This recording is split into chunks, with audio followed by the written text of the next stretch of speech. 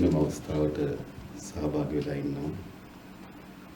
එළඹෙන පාර්ලිමේන්තු මැතිවරණයේදී කොළඹ දිස්ත්‍රික්ක නියෝජනය කරමින් මාලිමාවෙන් තරඟ වදින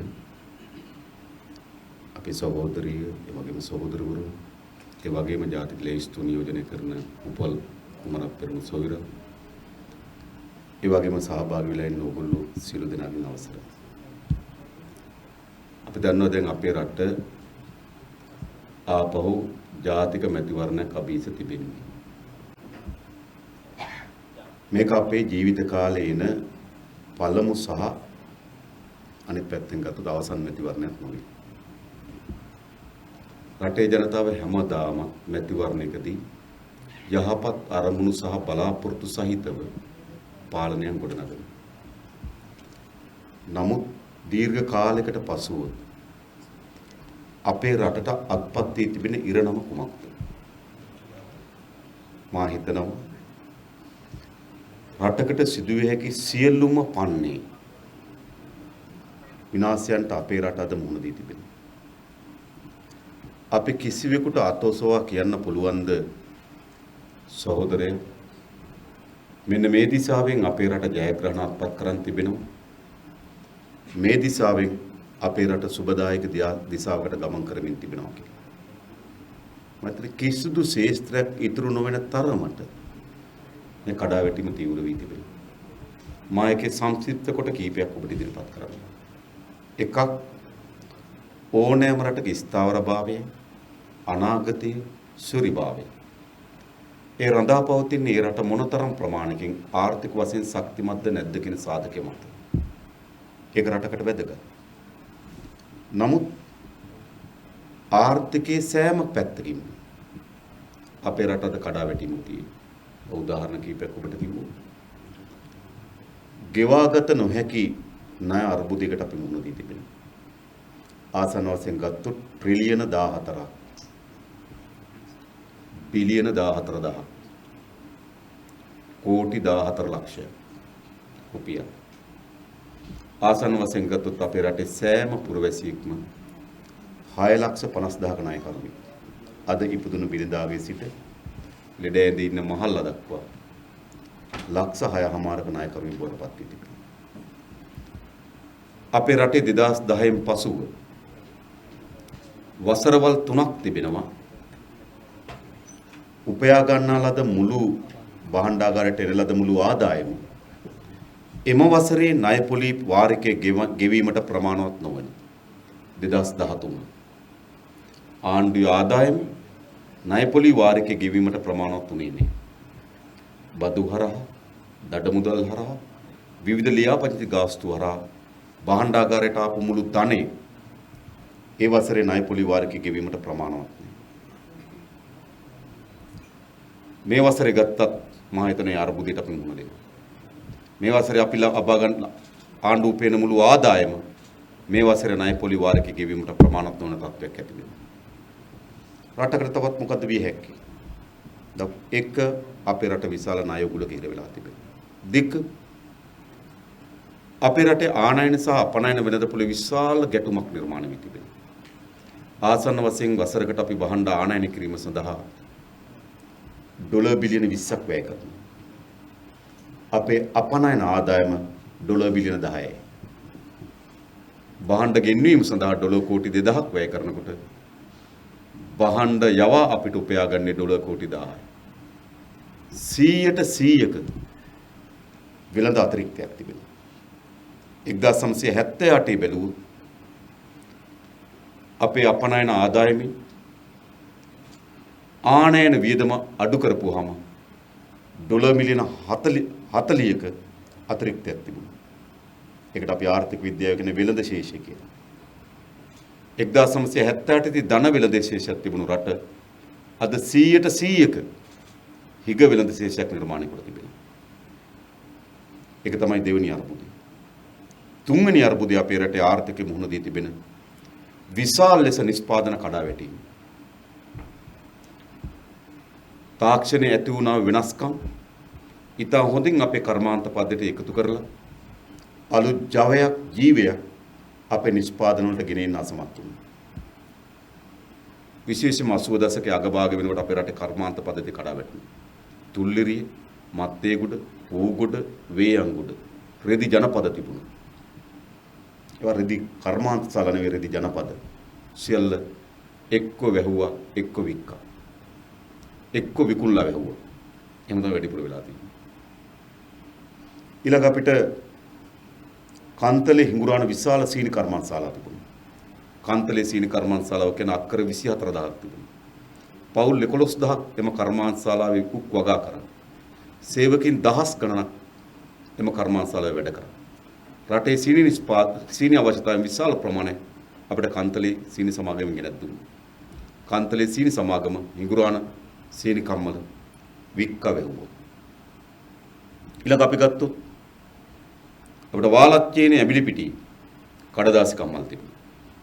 ඒක පැරණි තාක්ෂණයේ තිබුණේ 60 ගණන් වල අපිට සමාජවාදී කඳවුරින් ලබා දීපු ත්‍යාගي ඒවා අවුරුදු 50ක් 60ක් යනකොට ඒවා නවීකරණය කරන්න ඕන. නවීකරණය කරේ නැහැ. ඒවා විකුණලා වහලා දැම්මා. වැලිසර කිරිපිටි කම්මලක් තිබ්බා. වික්කව වහලා දැම්මා. ඇලයාපත්ති උළු කම්මලක් තිබ්බා. වික්කව වහලා දැම්මා. පුත්තලමේ සිමෙන්ති කම්මල විකුණලා දැම්මා. කාංකසන්තරේ සිමෙන්ති කම්මල වහලා දැම්මා. පිළියන්දර, දන්කොටුවේ, මාතලේ පිඟන් කර්මාන්ත ශාලා තිබුණා. විකුණලා වහලා දැම්මා. ඉතින් ඔබ හිතනවද මුඩු බිමක් බවට පත් වෙච්ච රටකට ඉස්සරහට යන්න පුළුවන්? එඳ අපේ රටේ ආර්ථිකයේ මුහුණ දෙතින ඊළඟ ගැටලුව තමයි නිෂ්පාදනයේ කඩාවැටීම. අද වෙනකොට අපේ රටේ මම ඔබට ඊට අමතරව කියන ඔබ දන්නවා අපිට සෝවියට් දේශයෙන් තෑග්ගක් හැටියට තමයි සපුගස් කන්ද තෙල් පිරිපහදු ලැබෙන්නේ. තෙල් පිරිපහදු ආශ්‍රිත විශාල කර්මාන්තශාලා පද්ධතියක් තිබුණා. මොකද තෙල් පිරිපහදු කරනකොට ඒකේ අපද්‍රව්‍ය වලින් තමයි නයිලෝන් නිෂ්පාදනය කරන්නේ. එතන නයිලෝන් කම්මලක් තිබුණා. තෙල් පිරිපහදුවෙන් අපද්‍රව්‍ය වලින් තමයි කෘමිනාශක වල්නාශක නිෂ්පාදනය කරන්නේ. එතන සිපෙට්කෝ කියන සිපෙට්කෝ මහත්තයා කියලා කාලේ ගොවි ජනතාවට ජනප්‍රිය කුසි නිෂ්පාදන කර්මාන්තශාලාවක් තිබුණා. එතන යූරියා කම්මලක් තිබුණා. ආගාව තිබෙනවා පත්තරයක දාපු දැන්වීමක් පිටුවක 1982 දී. එම යූරියා කම්මල ඒක තමයි අර බටලන්ද වදකාගාරය කියලා කියන්නේ. ඒ යූරියා පොහොර ගබඩා කරපු ගබඩාව. 1982 අපි පාකිස්තානට යවලා තියෙන මෙට්‍රික් ටන් 50000ක් යූරියා. අද එක ඇටයක් නිෂ්පාදනය කරන රටක් ඉතුරුලා තිබෙනවා. ඒතර යූරියා කම්මලක් තිබුණා. ඒ අතර එතන ඒකත් එක්ක සම්බන්ධ වෙලා නැව් වලට තෙල් ගහන නැව් තෙල් අංශයක් තිබුණා. මැරයින් සර්විස්. ඒවත් විකුණලා දැම්මා. සමහර ඒවා වහලා දැම්ම විකුණලා දැම්මා. ඒ නිසා ලෝකෙ කිසිදු රටක් තමන්ගේ රටේ නිෂ්පාදනය කඩාවට්ටවා ඉස්සරහට ගියපු රටක් ලෝකේ නෑ. ඒක තමයි අපේ රටේ ආර්ථිකයේ තුන්වෙනි අර්බුදය. එක ණය අර්බුදය, දෙක ආනයන අපනයන දපුර අර්බුදය, තුන නිෂ්පාදනය කඩාවැටීම. අද ගත්තු. කුසි නිෂ්පාදනයත් කඩාවැටලා තිබෙනවා. අපේ මිරිස් අවශ්‍යතාවෙන් 72ක් අපේ පිටරටින් ආනයනය කරනවා. ලුණු අවශ්‍යතාවෙන් 56ක් පිටරටින් ආනයනය කරනවා. සීනි අවශ්‍යතාවෙන් 90කට ආසන්න ප්‍රමාණයක් පිටරටින් ආනයනය කරනවා. කිරි සහ කිරි ආශ්‍රිත නිෂ්පාදන වලින් 77ක් අපි පිටරටින් ආනයනය කරනවා. ඉතින් නිෂ්පාදනයේ කඩාවැටීම අපේ ආර්ථිකයේ තුන්වෙනි අර්බුදය. හතරවෙනි අර්බුදය ආදායම් බෙදී යාමේ විෂමතාවය. ඒක විශාල විෂමතාවයක් බවට පත් වී තිබෙනවා. අපේ රටේ ධනෙන් රටේ වාර්ෂික නිෂ්පාදනය වන ධනෙන් 38ක් භුක්ති විඳින්නේ 10%. අඩියෙම ඉන්න 10%ට හම්බෙන්නේ ජාතික ධනෙන් 1.1යි. මා කියන්නේ කවදාවත් සමාන වෙන්න ඕන කියලා. සමාන කරන්න බෑ. හැබැයි මේ පරතරය වැඩි. ඉහළම ඉන්න 10% රටේ ජාතික ධනෙන් 38.4ක් භුක්ති විඳිනකොට පහළම ඉන්න 10%ට හම්බෙන්නේ ජාතික ධනෙන් 1.1යි. ඒක තවත් පැහැදිලි කරොත් ඉහළම ඉන්න 10% 20 අපේ රටේ ජාතික ධනෙන් 54.4ක් භුක්ති විඳිනවා. 54.4. පහළම සීට හම්බෙන්නේ ජාතික ධනෙන් 4.1යි. ඔවුන්ට කවර ජීවිතයක්ද? උන්ට සාගතේ ඔවුන්ට මන්ද පෝෂණය, ඔවුන්ට සෞඛ්‍ය අනාරක්ෂිතභාවය, ඔවුන්ට අධ්‍යාපනයේ හීන වීම ඇතුළු ගැටලු ගණනාවකට අපේ රටේ පොදු ජනයා මුහුණ දී තිබෙනවා. ඒ නිසා මේක තමයි ආර්ථිකයේ හතරවෙනි අර්බුදය. ඒ නිසා අපි හිතනවා මේ ගමන් මග නම් අපි ඉදිරියටම යන්නේ.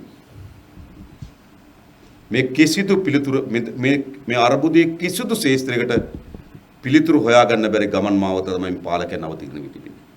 එහි අවසන් ප්‍රතිඵලය ජාතික සම්පත් විකිණීම, ස්වභාවික සම්පත් විනාශ කිරීම. තව විතරයි. එනිසා අපි ඔබගෙන් අහනවා අපේ දරුවන්ට මේ විනාශයේ පතුලට ගියපු රාජ්‍යයක් ඉතුරු කළ යුතුද? එය අපි යමු දෙවෙනි පළවෙනි ප්‍රශ්නේ. දෙවෙනි ප්‍රශ්නේ එක ආර්ථික, දෙක සමාජ. සමාජයක් හැටියට ගත්තොත් අපි විශාල කඩාවැටීමකට මුහුණ දී තිබෙනවා. සමාජ අනාරක්ෂිතභාවය කියන එක අද අපේ රටේ ප්‍රධාන ගැටලුවක් බවට පත් වී තිබෙනවා. 2016 වසරේ වාර්තා වී තිබෙනවා අවුරුදු 16ට වඩා අඩු දැරිවියන් 1600ක් කවර හෝ වර්ගයේ ලිංගික අඩත්වයටම ලක් වූ බව. 90% පොදු ප්‍රවාහන පාවිච්චි කරන කාන්තාවන්ගේ 87% පොදු ප්‍රවාහනයේදී එක් අවස්ථාවක් හෝ ලිංගික අඩත්වයටම ලක් වී තිබෙනවා. 87% පොදු ප්‍රවාහන පාවිච්චි කරන කවර හෝ එක් වතාවක් හෝ ලිංගික අඩත්වයටම ලක් වී තිබෙනවා. ඔබ හිතනවද මේ සමාජය අපේ දරුවන්ට ආරක්ෂිතයි කියලා? එය අපේ දියණිය, එය අපේ සොහිරිය නොවේ කියන සහතිකය අපිට මොකද්ද තිබෙන්නේ? ඒ වගේම ගිය වසරේ වාහන අනතුරු 30000ක් වෙලා තිබෙනවා. ඔබ ටිකක් හොඳ වෙන්න පුළුවන්. රටට හොඳ නෑ. වාහන අනතුරු 30000ක් සිදු වී තිබෙනවා. ආසන වශයෙන් ගත්තොත් දවසකට 8 දිනක් වාහන හැප්පිලා මැරෙනවා. 1983 යුද්ධේ පටන් ගත්ත කියලා අපි උපකල්පනය කරොත් 2009 අවසන් වුණා කියලා උපකල්පනය කරොත් 2009 ඒ අවුරුදු ගානේ යුද්ධයේදී මිය ගිය ප්‍රමාණයට වඩා වැඩි වාහන අනතුරුවලදී මිය ගිය ප්‍රමාණය. විනයක් නීතියක් නැති රටක් අපි ඉදිරියට හැදිලා තිබෙනවා. අපිට කොතනද තිබෙන ආරක්ෂාව?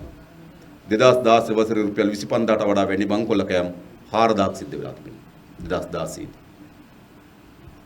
මාරාන්තික ලෙස මත්කුඩු වලට ඇබ්බැහිවන් ලක්ෂයක් ඉන්න බව දැන් වාර්තා කොට තිබෙනවා. පවුලින් ලක්ෂ 60යි. මාරාන්තික ලෙස මත්කුඩු වලට ඇබ්බැහිවන් ලක්ෂයක් ඉන්නවා. ඒ කියන්නේ පවුල් 60කට එක දරුවෙක් මත්කුඩු වලට ඇබ්බැහි වෙලා තියෙනවා. ඉතින් මේ රට කවර දිශාවට යමින් තිබෙන්නේ? නිසා අපට ඔබට මේ විනාශය කරා මේ රට අදගෙන යන එක දිහා අපි බලා සිටිය යුතුද? මේ අපි යමුවේ තිබෙන දෙවෙනි ප්‍රශ්නය. සමාජයේ ඇති වී තිබෙන අර්බුදය. එක ආර්ථික අර්බුදය, දෙක සමාජ අර්බුදය, තුන විශාල දේශපාලන අර්බුදයක් අපේ රටේ නිර්මාණය වෙලා තිබෙනවා. දේශපාලනය අතිශය ලාභ ලබන ව්‍යාපාරයක් බවට පත් වී තිබෙනවා. අපි දන්න ගොඩක් අය නුවරඑළියේ മന്ത്രിයාවේ තැපැල් 19 අද විශාල දේපල වල හිමිකරුවෙක් බවට පත් වී තිබෙනවා. ගාල්ලේ හිනිදුමේ മന്ത്രിවරයෙක් එනවා තේවත්තේ දලු කැන්ටරින් පටව. එයාට කිව්වේ කැන්ටර් පියසීන කියලා. එයා විශාල තේවතු වල හිමිකරුවෙක් බවට පත් වෙන්නේ කොහොමද? සාමාන්‍ය ඇකවුන්ටන්ට් මහත්තයෙක් හැටියට කම්පැනි එක වැඩ කරපු කෙනා විශාල සමාගම් වල හිමිකරුවෙක් බවට පත් වෙන්නේ කොහොමද? සාමාන්‍ය ඉන්ෂුරන්ස් සමාගමක නේද? ඉන්ෂුරන්ස් රක්ෂණ නියෝජිතයෙක් හැටියට කටයුතු කරපු කෙනා විශාල ධනස්කන්ධයක හිමිකරුවෙක් බවට පත් වෙන්නේ කොහොමද? එනිසා මේ දේශපාලනය මොකක්ද? අතිශය ලාභ ලබන ව්‍යාපාරය විතරක් නෙවෙයි ආරක්ෂිත ව්‍යාපාරය. එනිසා මේ දේශපාලන පොරපිටිය අපි පිරිසිදු කළ යුතු තිබෙනවා. ආර්ථික අර්බුදයක් තිබෙනවා. සමාජ අර්බුදයක් තිබෙනවා. දේශපාලන පොරපිටියේ ඇති වී තිබෙන දූෂිතභාවයක් තිබෙනවා. මේ ශේෂ්ත්‍ර තුන යලි ප්‍රතිසංවිධානය කිරීමකින් තොරව අපේ රට අනාගතයක් නැහැ. ඒ නොකළ යුතුද? විශේෂයෙන්ම අපි හිතන මේ රටේ අනාගතය තීරණය කිරීමේදී අපේ රටේ ආර්ථිකය ඉතාමත් හොඳ අලුත් ගමනකට අවතීර්ණ කළ යුතුයි. අප දන්නවා මේ රට හදන්න බැරි නම් ලෝකේ හදන්න රටක් නැහැ. වර්ග කිලෝමීටර් 65610 ජනගහනය කෝටි 2කට මදක් වැඩි. හැබැයි මේ භූමිය වගේ 8 ගුණයක මහ මුහුදක් තිබෙනවා. එහි විශාල මත්ස්‍ය සම්පතක් තිබෙනවා. සොයා නොගන්නා ලද විශාල ඛනිජ සම්පතක් තිබෙනවා. දැන් සමීක්ෂ වලින් තහවුරු වෙලා තිබෙනවා මන්නාරම් ද්‍රෝණියේ පේසාලි තෙල් සහ ගෑස් තිබෙන බව. ද විශාල සම්පත් සාගරයක් තිබෙන මේ පැත්තේ. ගොඩබිමට આવොත් ඔක්කොම් පිටේ ඇලහැර රත්නපුරට ගියොත් විශාල මැණික් සම්පතක් තිබෙනවා. මා සමහර භූගර්භ විද්‍යාඥයන්ගෙන් කතා කරොත් කිව්වේ ඇතර මැණික් තියෙන පහළට වඩා උඩ කිව්වා. ආරන්න යන්න එපා කවුරුවත් කන්ද. හරිද? නමුත් මැණික් විශාල සම්පතක් තියෙන විසිරලා අපේ රටේ මැණික් සම්පතක් තිබෙනවා. අපි පුල්මුඩියට ගියොත් විශාල ඛනිජ වල නිදියක් තිබෙනවා. වසරකට මෙට්‍රික් ටොන් මිලියන 20ක් මෙට්‍රික් ටොන් මිලියන 20ක් වාර්ෂිකව ගොඩ ගන්නවා. බැකෝ දාලා හරන්න ඕනේ. මූදක මිදලා නේද? ගොඩ ගේන්න ඕනේ. ස්වභාවිකව ගොඩ ගන්න විශාල ඛනිජ නිදියක් තියෙනවා. ඒකේ ලෝකයේ දියුණුතම ටයිටේනියම් මැණි මූලද්‍රව්‍ය වලට නිස්සාරණය කරන්න පුළුවන් සංගිතියක් තිබෙනවා.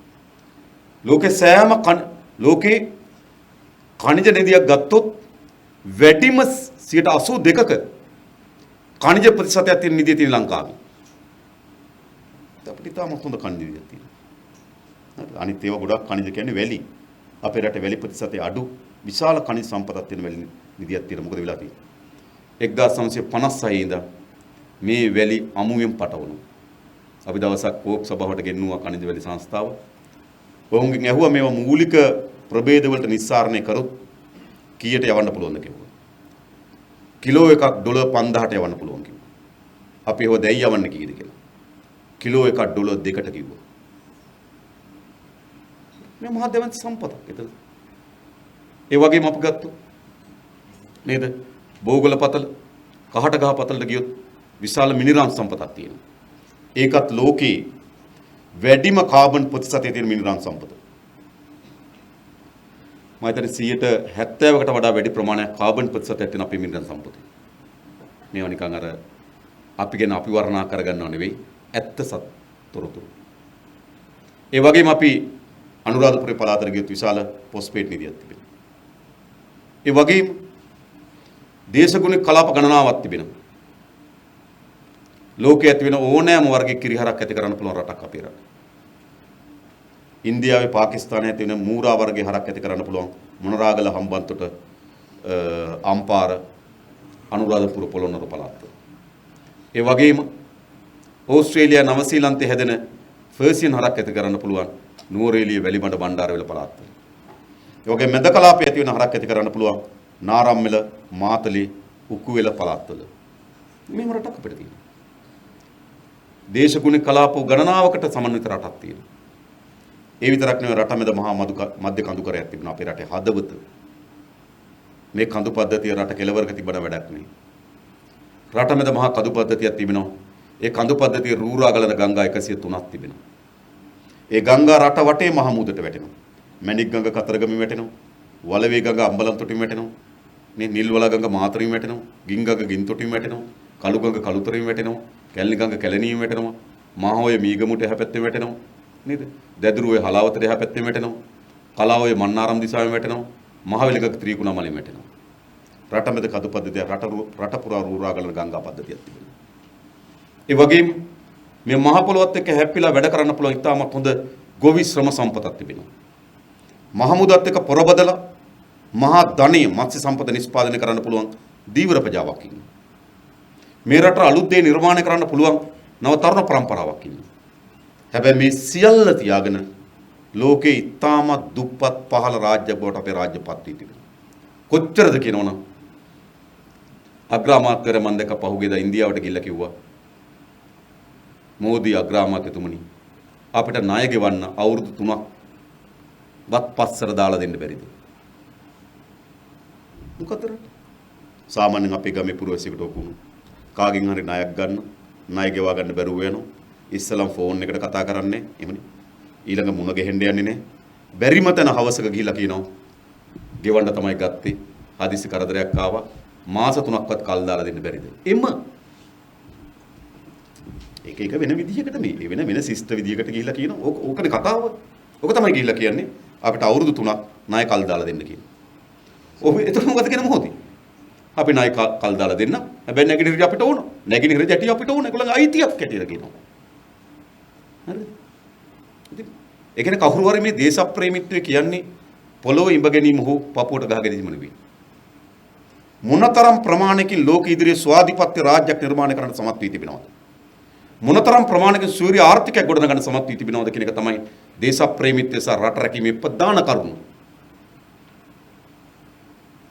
මහින්ද රාජපක්ෂ මහත්මයා හින්දු පුවත්පත් එකක් පත්තරෙත් එක්ක කරපු සාකච්ඡාවක් තිබුණා. ටිකක් කාලයකට කලින්. ඒ කියන්නේ 2015ට කලින් හින්දු පුවත්පතේ රාව් කියන මාධ්‍යවේදියෙක් එක්ක මේ සාකච්ඡාව කළා තිබුණේ. ඔහු එක විටකදී අහනවා ඔයාගේ පාලනයේ චීනෙට හිතවාදී. ඔයා නොරොච්චෝලේ බලාගාරය දුන්නේ චීනෙට නේද කියනවා. ඒතර මහින්ද මහත්තයා කියන එක වැරදි. මම සාම්පූර් බලාගාරය දුන්නේ ඉන්දියාවට කියනවා. ඊළ ගහනවා අර ඊට පැත්තකින් තියමු. හම්බන්තොට වරාය ඉදි කරන්න දුන්නේ චීනට නේද කියනවා. ඔව්. හැබැයි මම කංකසන්තුරේ වරාය ප්‍රතිසංස්කරණය කරන්න දුන්නේ ඉන්දියාවට කියනවා. ඊට පස්සේ අහනවා සූර්යව ක්‍රීඩා පිටිය දුන්නේ චීනට නේද කියනවා හදන්න. ඒ දොරේ අප්පා ක්‍රීඩා පිටිය ඉන්දියාවට හදන්න දුන්නා මතක නැද්ද කියලා. මොකද්ද මේ? මාතර ඉඳන් බෙලියත්ත දක්වා රේල් පාර හදන්න දෙනවා චීනෙට. ඕමන්ත ඉඳන් කංකසන්තුරේ දක්වා රේල් පාර හදන්න දෙනවා ඉන්දියාවට. දකුණු ජැටිය දෙනවා චීනෙට. දැන් නැගෙනහිර ජැටිය දෙන්න හදනවා ඉන්දියාවට. එයි රටක් ආර්ථික වශයෙන් බෙලහීන වුණාට පසුව බලවත් රාජ්‍යංගයේ කෙලිබිමක් බවට රටපත් වෙනවා. අද ඒකපත් වෙලා තිබෙනවා. අපේ රටේ දූපත් විකුණනවා. අපේ රටේ ඉඩම් විකුණනවා. නේද බලන්න. තෙල් ටැංකි සංකීර්ණ ගැන විතරක් උදාහරණ බලන්න. චීන වරාය අපේ මෙහි ත්‍රිකුණාමලේ තියෙනවා. තෙල් ටැංකි 108ක් තියෙනවා. විශාලම ගබඩා සංකීර්ණය. අපිට මාස 7-8කට තෙල් ගබඩා කරගන්න පුළුවන්. එක සමීක්ෂණ වාර්තාවක් තිබෙනවා. ඒ ගබඩා ඒ කියන්නේ ත්‍රිකුණාමල වරායෙන් ඒ ගබඩාවේ තෙල් කරව. අපිට මේ වාහන තදබදේ අඩු කරගන්න පුළුවන්. මෙහි දැන් ඔක්කොම අද අපි බවුසර් යන්න ඕන ත්‍රිකුණාමලේ දක්වා යන්නේ කොළඹ වරායෙන් බාලා. කොළඹ වරායෙන් දැන් කොළොන්නාව ගබඩා සංකීර්ණ දක්වා ගෙනෙන ලද නල පද්ධතිය පිළිබඳ විශාල ගැටලු මතුවී තිබෙනවා. ඒවා උඩින් දැන් ගෙවල් හදලා තිබෙනවා. ඒ නිසා අපිට අපේ තෙල් ගබඩා කිරීම සඳහා හොඳම තැන ඉතාමත් ගැඹුරු වරායක් තිබෙන ත්‍රිකුණාමලේ විශාල නැවුගේන්න පුළුවන් ගබඩා කරන්න පුළුවන් අපිට ත්‍රිකුණාමලේ. ත්‍රිකුණාමලේ ගබඩා කරලා ත්‍රිකුණාමල දිස්ත්‍රික්කයේ මන්නාරම සහ පොළොන්නරුව උතුරට විතරක් ඒ පළාත් වලින් තෙල් බෙදුවොත් වසරකට ප්‍රවාහන වීදම විතරක් මිලියන 1200ක් අඩු වෙනවා. ප්‍රවාහන වීදම. අනිතව පැත්තකින් තිබ්බා. මෙහිඳන් බවුසරේක යාපනයට යනවට වඩා මෙහිඳන් බවුසරේ ත්‍රිකුණාමලයට යනවට වඩා 2001 වසරේ ඉන්දියානු IOC සමාගමට මෙම තෙල් ටැංකි සංකීර්ණ පවරා දුන්නා. 108න් දැන් 103යි 5ක්ම විනාශ වෙලා ගියා. දැන් 103ක් තිබෙනවා. 103න් 8ක් IOC එක තෙල් ගබඩා කරනවා. 95ක් දි รา පත් වෙමින් තිබෙනවා. දි รา 2001 නම් අවුරුදු 19ක්. හරි මේක දි รา පත් වෙමින් තිබෙනවා. ඒ ඉන්දියාවේ භූ දේශපාලන උවමනාව මත. ඒ නිසා තවදුරටත් අපේ රටේ සූර්ය රාජ්‍යයක් හෝ නිදහස් රාජ්‍යයක් නොවේ. ඒ නිසා අපිට තිබෙන අපේ රටේ නිදහස පිළිබඳ සූර්යභාවය පිළිබඳව නව අරගලයක් තිබෙන. ඒක නව අරගලයක්. නව නිදහස් අරගලයක්. ඒ අරගලේ ප්‍රමුඛතම කාර්යභාරය තමයි අපේ රටේ ආර්ථිකයේ නව මාවතකට යොමු කළ යුතුයි. අපි විශ්වාස කරනවා අපේ රටේ පිහිටීම, අපේ රටේ ස්වභාවික සම්පත්, අපේ රටේ මානව සම්පත, මිනිස්සු මේ ඉතා හොඳින් කළමනාකරණය කරලා දැක්මක් සහිත වැඩපිළිවෙලක් හදුවොත් මේ රට ඉදිරියට ගෙනියන්න පුළුවන්. ඒ පිළිබඳ පිපාසයක් අපිට තියෙනවා. මේ රට ගොඩනැගීම පිළිබඳව අපේ දුවා දරුවන්ට ස්ථාවර ජීවත් වෙන්න පුළුවන් රාජ්‍යයක් නිර්මාණය කිරීමේ පිපාසාවකින් අපි පෙළෙන්නේ. අපිට මේ පිපාසාව තියෙන මේක හදන්න ඕන මේ රට. ඒ වගේම මේ රටේ සමාජ අපරාධ පිටිපස්ස තියෙන ප්‍රධානතම දේ තමයි නීතිය සහ විධානයේ ආධිපත්‍ය බිඳ වැටීම. මොකද ලෝකේ කිසිදු රටක් ඉස්සරහට යන්නේ අපරාධ වලින් ගහන වෙලා. ලෝකේ කිසිදු රටක් ඉස්සරහට යන්නේ නීතිය කඩා වැටිලා. ලෝකේ කිසිදු රටක් ඉස්සරහට යන්නේ එක් මිනිසෙක් තව මිනිසෙකුට ගරු කරන සමාජයක් නිර්මාණය කිරීමකින් තොරව. එකිනෙකා එන කොටා ගන්න රාජ්‍ය හැමදාමත් පහළඩියේ තියෙනවා. මිනිස්සුගේ නිදහස ප්‍රජාතන්ත්‍රවාදී සීමා කරන රාජ්‍යයන් සම විටම පහළඩියේ තිබෙනවා. නීතියේ විධානයේ ආධිපත්‍ය කඩා වැටිච්ච කිසිදු රාජ්‍යයක් ඉදිරියට යන්නේ නැහැ.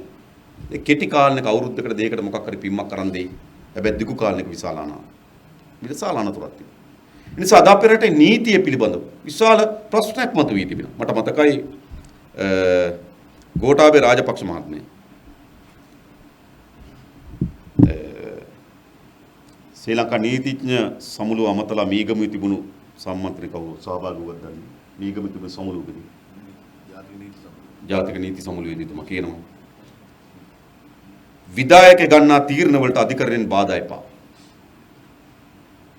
නිදහස් උත්සවයේදී මතක ඇති පෙබරවාරි මාසයේ 4 වෙනිදා ඔහු ආමන්ත්‍රණය කරලා කියනවා විවස්ථාදායකයේ විධායකය ඔහුගේ ක්‍රියාමාර්ග වලට බාධා කරන්න එපා කියලා.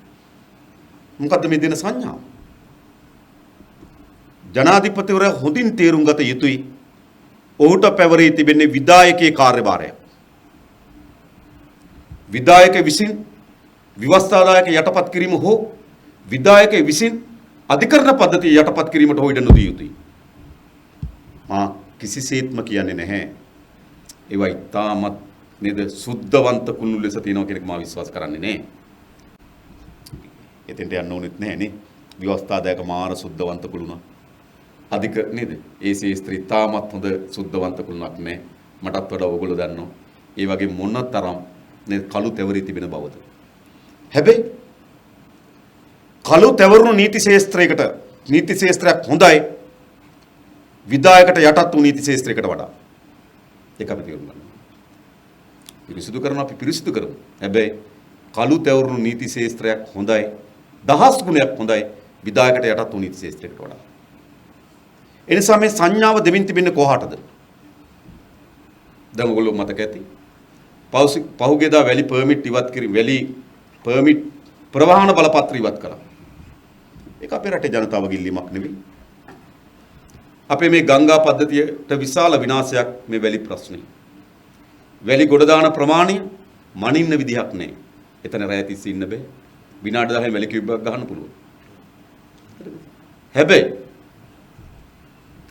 මෛත්‍රීපාල සිරිසේන මහත්මයාගේ මොන දේ තිබුණත් මම ඔහුට අගය කරන්න ඕන. ඔහු අපේ රටේ වැලි වලට ප්‍රවාහන බලපත්‍රයක් හඳුන්වලා දුන්නා. ඔහු මනම්පිටියේ වැලි තොටුපොළ විශාල ලෙස වැලිගොඩ දැම්මේ ඔහුගේ සහෝදරයා වැලිදාජි. එක කාලයකදී ඔහුගේ වැලි තොටුපොළ තහනම් කරා. ඒ කියන්නේ මනම්පිටියේ වැලි ගොඩ දාන්නේ තහනම් කරා. ඒ වෙලාවේ ජනාධිපතිතුමාගේ මල්ලි කෙනෙක් මට කතා කරලා කිව්වා මේක තහනම් කරලා තියෙන ටිපර් වලට මාර ප්‍රශ්නයක් ඇවිල්ලා තියෙනවා. පොඩ්ඩක් ජනාධිපතිතුමාට කතා කරලා මේක විසඳගන්න බැරිද කියලා. අවංකව කියන්නේ. ඒ කියන්නේ ඔහුගේ සොයුරා මෛත්‍රීට කතා කරේ නෑ බයක. මං ජනාධිපතිතුමාට කතා කළා මොකද්ද ප්‍රශ්නේ කියලා. කිව්වා මම ඕකට ওই පැත්ත පළාතකට යන්න එපා කියලා තියෙන්නේ. DIGට කිව්වා ආවොත් දනිස් දෙකෙන් පල්ලහට වෙඩි තියන්න කිව්වා. මල්ලිට මොකද වෙන අඩුපාඩුකම් තියෙන්න පුළුවන් ඒ වෙලාවේදී.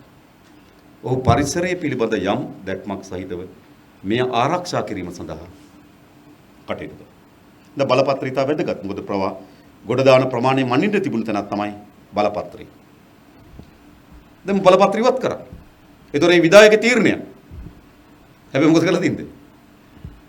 එතුමාගේ අර්ථකථනය අනුව ඊයේ අධිකරණයෙන් දීපු තීන්දුව විධායකයේ තීරණයට බාධාවක්.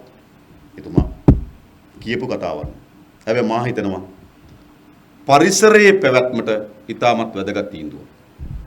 ඒ නිසා විශේෂයෙන්ම එම බලපත්‍ර ඉවත් කිරීම පිළිබඳ ආందోලනයක් හැදීම සඳහා කටයුතු කරපු මාධ්‍ය ව්‍යාපාර, ඒ වගේම ඒ වෙනුවෙන් කටයුතු කරපු දේශපාලන ව්‍යාපාර, පරිසර සංවිධාන තීන්දුව ලබා දීපු අධිකරණය මේ වෙලාවේ අපේ රටේ පරිසර පද්ධතිය අනාගතයේ වෙනුවෙන් ඉතාමත් හොඳ තීන්දුවක් ලබා දීලා තිබෙන එකට අපි ගරු කරන්න ඕනේ.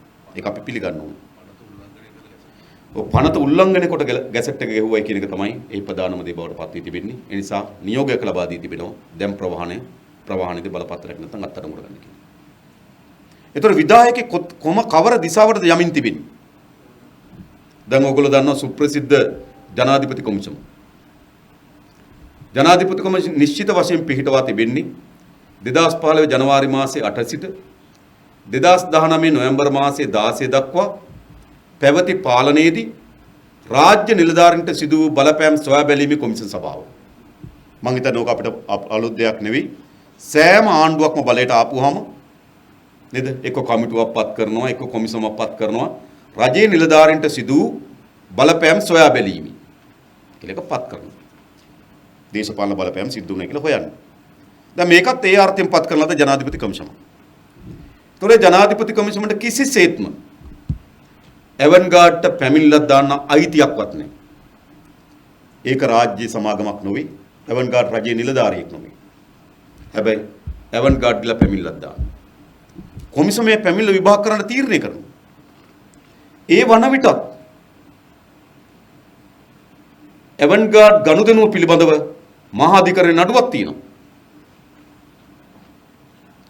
විශේෂයෙන්ම මහනුවර නෞකාව පිළිබඳව සමන් එවන්ගාඩ් නෞකාව එහි තිබුණු අවියාවද පිළිබඳවත් ගිනි අවියාඥා පනත යටතේ. ඒ වගේම රත්නාලංකා එකෙන් නාවික හමුදාවෙන් කරගෙන ගිහපු ව්‍යාපෘතියක් පෞද්ගලික සමාගමකට පැවරීම පිළිබඳව තුන්වෙනි එක ආණ්ඩුවට හිමි කොටස් ප්‍රමාණය ක්‍රමානුකූලව අඩු කිරීම. ඉස්සලම ඇග්‍රීමන්ට් එක ගැහුවා පැකේජ් එකේ රුපියල් ඩොලර් 1000ක් දෙන්නම් කියලා. ඊළඟ 125ට අඩු කරා. ඊළඟ 117ට අඩු කරා. ඒ පිළිබඳ නඩුවක් විභාග වෙනවා මහා අධිකරණ.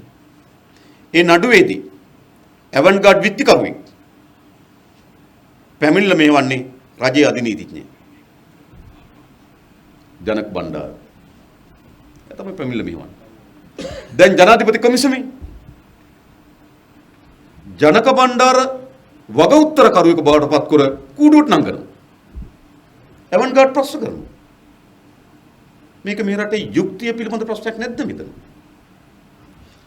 අධිකරණයේදී චූදිතය එවන්ගාඩ් නේද? පැමිණිලි පාර්ශ්වයේ නඩුව මෙහෙවන කවුද? රජයේ අධිනීතිඥ. කොමිසමේදී එවන්ගාඩ් පැමිණිලි කරු ජනක බණ්ඩාර කූඩුවට නම් කරනවා. මා ස්තුතිවන්ත වෙනවා නීතිපතිතුමාට. තමන්ගේ නීතිඥයා මේට සහභාගී කරවන්නේ නැහැ කියලා තීන්දුවක් ලබා දෙන්න පිළිබඳව. ඒ විතරක් නෙවෙයි. ඒ පරීක්ෂණයේ මෙහෙම ලද අපරාධ පරීක්ෂණ දෙපාර්තමේන්තුවේ නිලධාරී ඔවුන් කූඩුවට නම් කරනවා.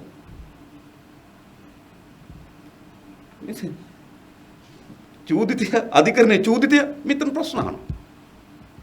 ඒ නැව අත්අඩංගුවට ගන්න කටියේදී ගාල්ලේ ඕයිසි මහත්තයා.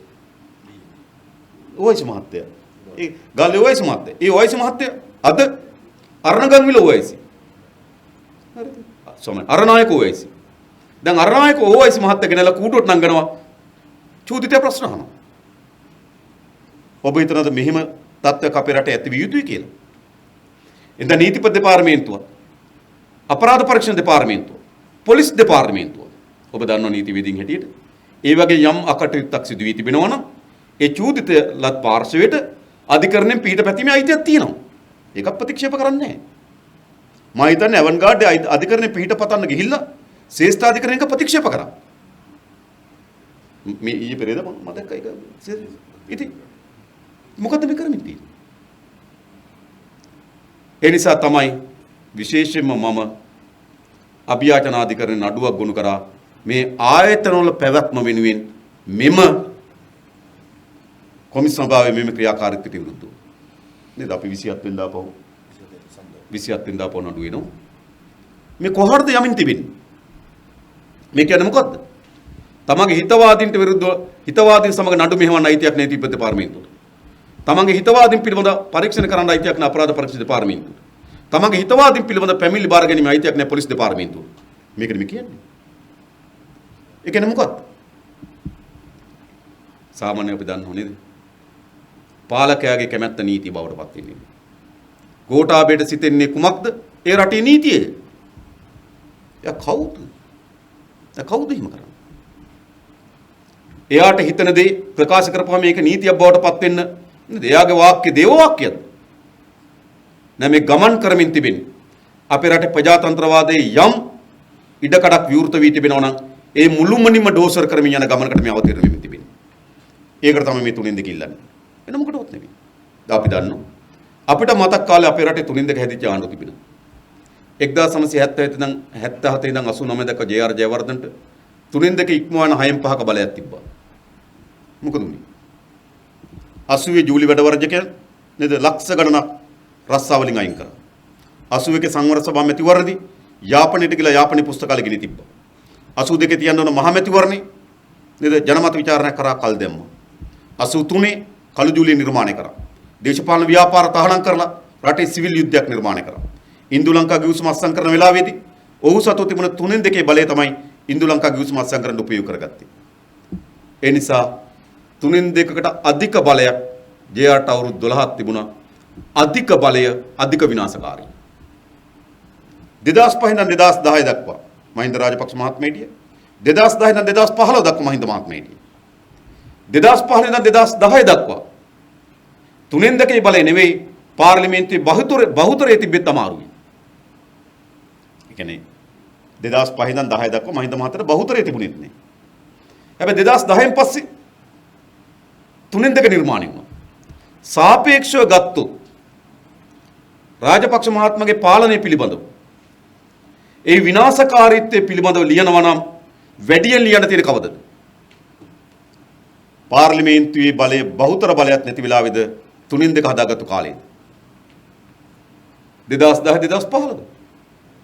ඒකේ තමයි 18 වෙනි සංශෝධනය සම්මත කරගන්නේ. ඒ වෙලාවේ තමයි සිරාණි බණ්ඩාරනායකව නිරපාහරින්නේ. ඒ වෙලාවේ තමයි සුදු වෑන් සංස්කෘතියක් නිර්මාණය වෙන්නේ. ඒ වෙලාවේ තමයි ප්‍රජාතන්ත්‍රවාදී ආයතන බිය ගන්නවන්නේ. ඒ වෙලාවේ තමයි මාධ්‍ය ආයතන වලට බෝම්බ ගහන්නේ. මොන කාලෙද? තුනෙන් දෙකේ කාලේ.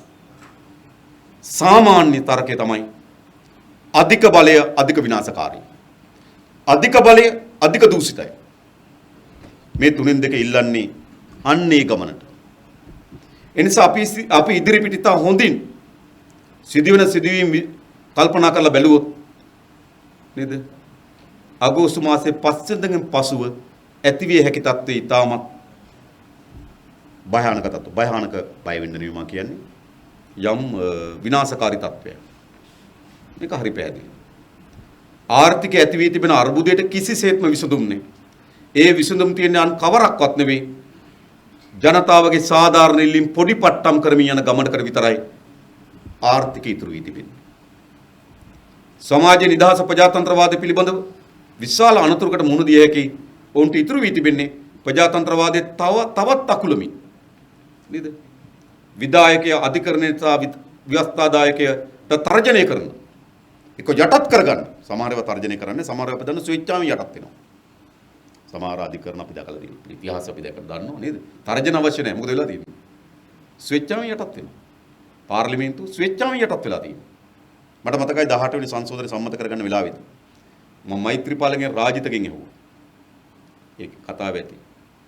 මේ 18 වෙනි සංශෝධනය සම්මත කරගන්න ඕගොල්ලෝ අද අත ඉස්සුවට මේ 18 වෙනි සංශෝධනය ගොදුරු බවට පත් වෙන්නේ ඕගොල්ලෝ කියලා. ඒක ඉතා කෙටි කාලයක් ඇතුළත ඔප්පුණු. ඇයි? පාර්ලිමේන්තුව ස්වේච්ඡාවෙන් යටත් වුණා. අධිකරණයේ ස්වේච්ඡාවෙන් යටත් වුණ යුගයක් තියෙනවා අපි දන්නවා. ඒ නිසා අගෝස්තු මාසයේ 5 වෙනිදාගෙන් පසු මා හිතනවා ජනතාව හැටියට පීඩාවට කරේ සටනක් අරගලයක් එකමුතුකමක අවශ්‍යතාවය තිබෙනවා. අන්නේ එකමුතුකම මම හිතන්නේ අපි ගොඩනගා ගත යුතුයි.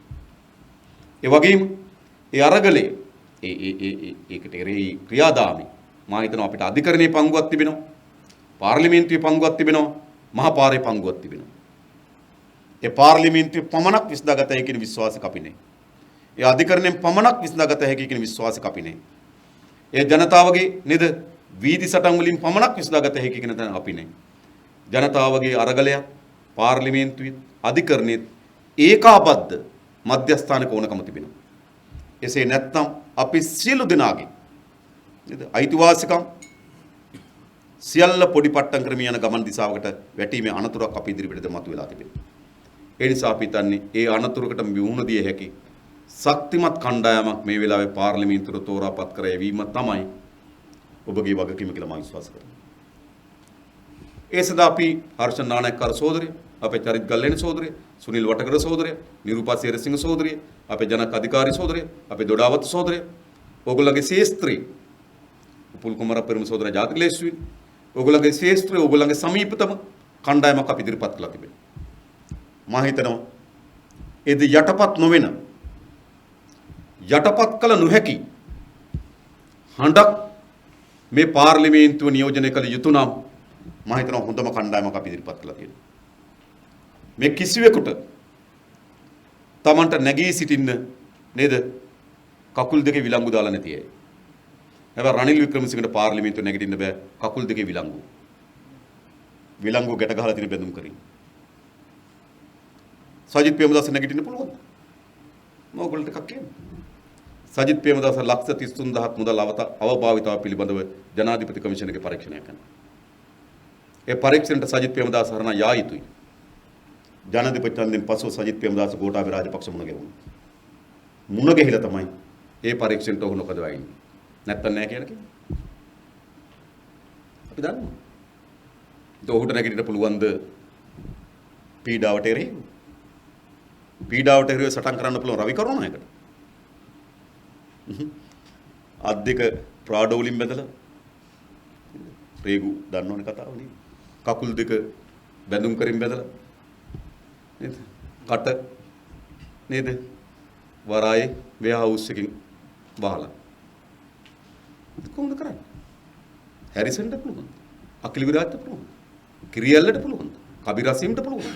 බෑ. ඒ නිසා අත්ත පය නොබැඳපු නේද? කටට මුඛවාඩම් දැන් නම් තියෙනවා හරිද? ඒකනේ මම කියන්නේ නේද?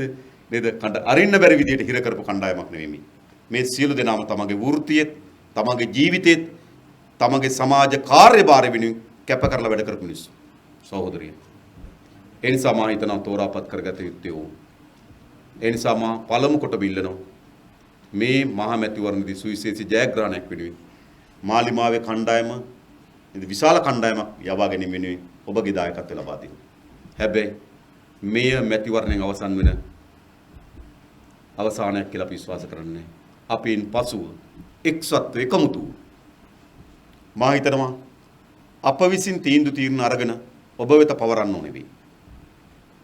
අප සියලු දෙනා සාමූහිකව අපි එකිනෙකට පැවරී තිබෙන වගකීම් ඉටු කරමින් සාකච්ඡාවෙන් සංවාදයෙන් අඩුපාඩු තෝරා ගනිමින් නේද මේ තියෙන්න පුළුවන්. අපි කවුරුවත් නේද අවසාන වශයෙන් පරිපූර්ණ නැති වෙන්න පුළුවන්. අපි එකිනෙකාගේ අඩුපාඩුකම් තියෙන්න පුළුවන්. වැරදි තියෙන්න පුළුවන්. ඒ ඔක්කොම මේ මිනිස් ස්වභාවය.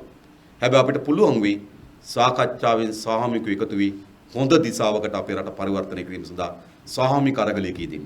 ඒ අරගලයේ පංගුකරුවන් කොටස්කරුවන් වෙන්න කියලා ආරාධනා කරමින් මම නතර වෙනවා. බොහොම ස්තුතියි හැම දිනකටම.